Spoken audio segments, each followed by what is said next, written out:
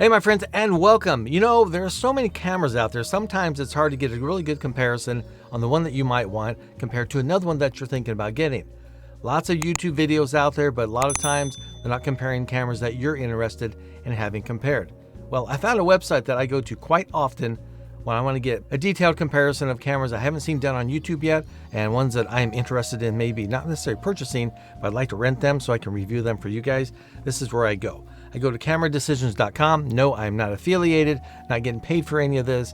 This is just a website I have found that's helped me out tremendously when I'm looking at different cameras to review for you guys, like I said, or if I want to be purchasing something new. Now, what this website is good for, you can do like one-on-one comparisons. You can pick two different cameras and see how they battle against each other, how they stack up in a detailed comparison. Like it says, detailed comparison, which gives you a lot of information, maybe too much at sometimes if you're just getting started in sports photography. Or you can also look at lenses and you can see what the lenses do, how they stack up, or maybe what lens works best with what camera. So you can do a lot with this website. So what we're going to do here, we're going to dive right into it. I'm going to pick two different cameras. Probably take these first two here, number one and number two in popularity, which is the Sony a7 IV, which has not been released yet, but it should be soon. And then we're going to do the Nikon Z9. And we're going to compare these two, and see how they do. So I'll pick that. We're going to do a comparison real fast. Obviously, Nikon is bigger camera. You can see that right away.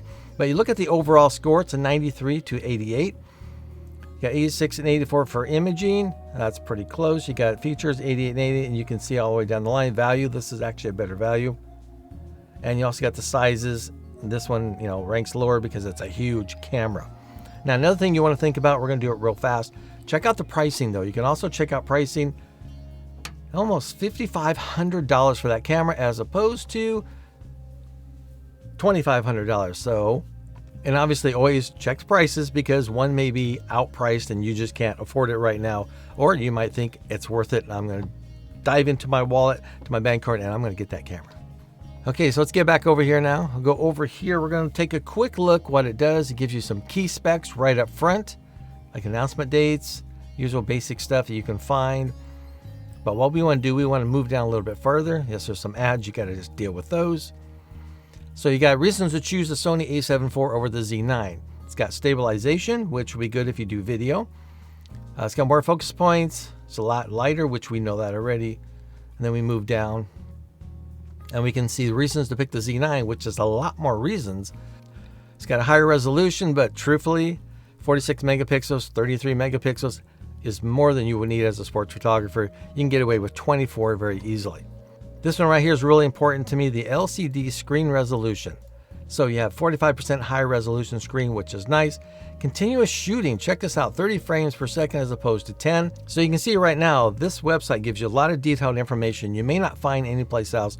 Or if you do, it's hard to pull from two different websites to compare the cameras. All right, let's continue on. We're going to move on down a little bit farther here. Got the common strengths of both cameras. There's quite a bit going on that they're pretty common in. Let's move on down. And here you go. Here's some detailed specs, the physical specs. You can see what the camera looks like. You can see the difference in the sizes. Got the backside, and also have a top down. I like this comparison right here because it lets you see if the camera is going to fit your hands, because some cameras just don't fit your hands right, or you don't like where the controls are at. Here's one of my favorite sections of this website. You can actually compare and see how they each do in different types of photography. So you have portrait photography. They're both pretty similar. You got both good. They're about 80%, 72%. Street photography, wow, excellent for both of them. And sports photography, which is why you guys are here. You can take a look. The Z9 outperforms the a7 IV. It's excellent compared to good, and a couple reasons for that. Here's one of them. Here's the biggest reasons. 30 frames per second as opposed to 10 frames per second. Now, truthfully, you're not going to really need 30 frames per second, hardly ever if you're just getting started. Interesting point, though. This has 759 focal points, and this only has 493. As with anything, though, you want to take a look at the specs and really think them through, because one of the reasons that the Z9 is getting excellent for sports photography, I pointed out, 30 frames per second. 30 frames per second as opposed to 10 frames per second. That's a big deal. That's going to pump up the score more for the Z9. Truthfully, 30 frames per second, most of you are not going to need 30 frames per second when you're just getting started. You can do so much with just 10 frames per second. Now, moving on down, daily photography. Look at that. They're both scored excellent. Get down to landscape, average as opposed to good. So this is the website I go to quite often so I can compare all kinds of different cameras, different lenses, so I can get a quick idea of what I might want to look at next, or maybe cameras I want to recommend for everybody out there. Now, both these cameras might be overpriced for you. It might be out of your range when you're just getting started in sports photography, and that's okay. But it's still great to be able to see what you can work yourself toward. Because don't forget, as a sports photographer, you want to keep pushing yourself and getting better and better, and sometimes that involves getting some gear that can handle your current skill level. Now, most of you know I'm still trying to put together an entry-level sports photographer package. It would be a lens, camera body that's affordable to get you started and on your way. But keep in mind, once you start with the basic package, just like getting a kit lens, it'll work from the beginning, but then you'll realize more about photography, more about shutter speed, more about aperture, how to make things look even better.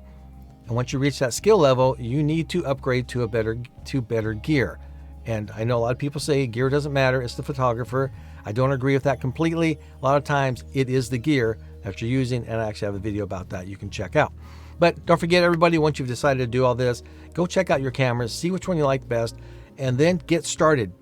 Pull the plug, pull the ripcord, get that camera, get out there, start shooting, because that's what it's all about.